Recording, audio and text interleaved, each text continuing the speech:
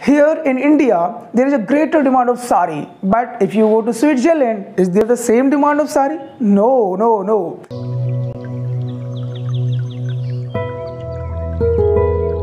Let's study the next topic of the series Fundamentals of Business.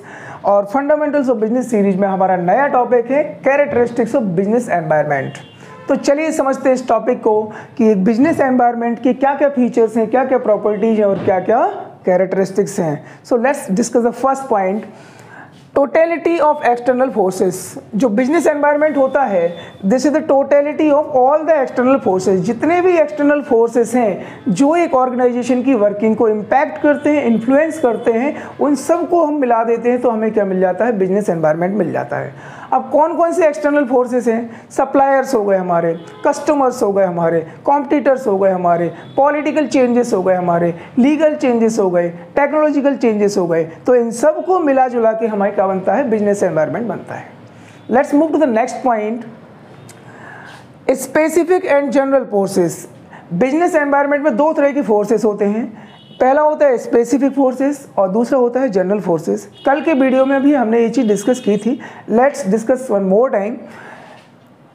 Specific forces क्या होते हैं? Specific forces are those forces which influence different organisations in different manner. अलग अलग organisations को अलग अलग तरीके से प्रभावित करते हैं, वो फोर्सेस क्या कहलाते हैं? हमारे स्पेसिफिक फोर्सेस कहलाते हैं। और इनके एग्जाम्पल क्या है? सप्लायर्स हो गए, इन्वेस्टर्स हो गए, कस्टमर्स हो गए, कॉम्पिटिटर्स हो गए, ठीक है। ये सारे क्या है, स्पेसिफिक फोर्सेस हैं। एक ऑर्गेनाइजेशन को हो सकता है ये अपॉर्चुनिटी के रूप में आए और दूसरे ऑर्गेनाइजेशन के लिए थ्रेट के रूप में आए, खतरे के रूप में आए, ठीक है। Now we come to the general forces. General forces क्या होते हैं? ये forces impact all the business enterprises in almost similar fashion. General forces are those forces which impact और इन्फ्लुएंस एनी ऑर्गेनाइजेशन और all the organisation almost in a similar fashion. हर organisation को same तरीके से प्रभावित करते हैं। कौन कौन से हैं? इनके एग्जाम्पल क्या हैं? Technological changes, international changes, legal changes, political changes, ये सब किसके एग्जाम्पल है? हमारे जनरल फोर्सेस के एग्जाम्पल हैं। अच्छा, स्पेसिफिक फोर्सेस और जनरल फोर्सेस को लर्न करने के लिए हमारे पास एक ट्रिक है। स्पेसिफिक फोर्सेस जो भी हैं, they end on RS, suppliers, investors, customers and competitors. General forces के लिए हमारे पास क्या ट्रिक है? All the general forces end on AL, technological, legal, political, international, environmental.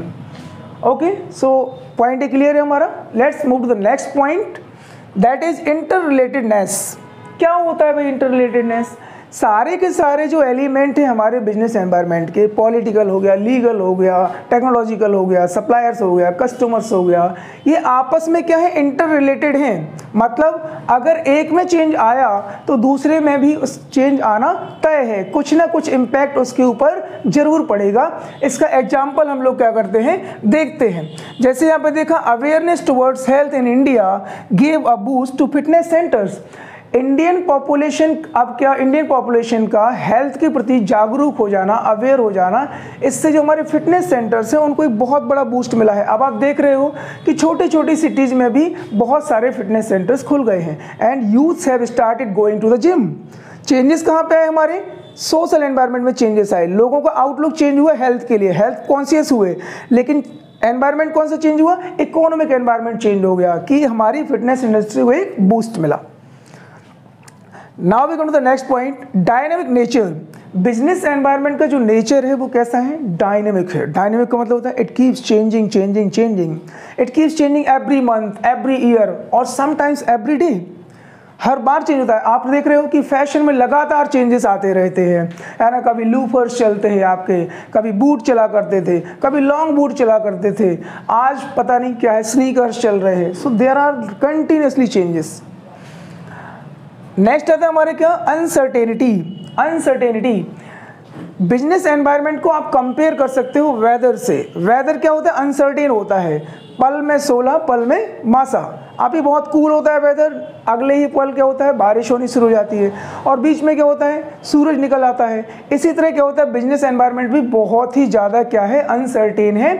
आपको नहीं पता था कि रूस और यूक्रेन का वॉर होने वाला है ना, और यूक्रेन से, रसिया से जो हमें ऑयल की सप्लाई थी वो कुछ दिन के लिए रुक जाएगी या कम हो जाएगी। क्या आपको पता था? बिल्कुल नहीं पता था, है ना। तो बिजनेस एनवायरनमेंट कैसा है, बहुत ही ज़्यादा अनसर्टेन है।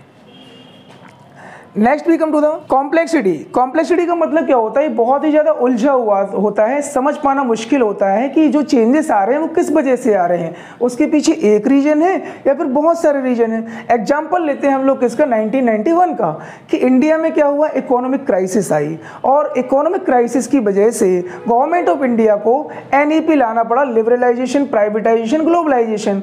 लेकिन क्या उसके पीछे एक ही वजह थी? नहीं, बहुत सारी वजहें थी जिसकी वजह से हमें क्या लाना पड़ा, LPG की पॉलिसी लानी पड़ी।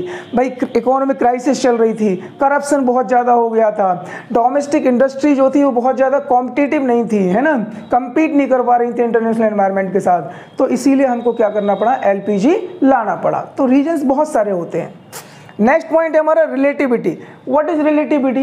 रिलेटिविटी का मतलब होता है कि चीज़ें क्या है, यहाँ पे कुछ और है और यहाँ पे कुछ और है। फॉर एग्जाम्पल कि एक कंट्री का जो बिजनेस एनवायरनमेंट होता है वो दूसरे कंट्री के बिजनेस एनवायरनमेंट से टोटली डिफरेंट हो सकता है, ठीक है।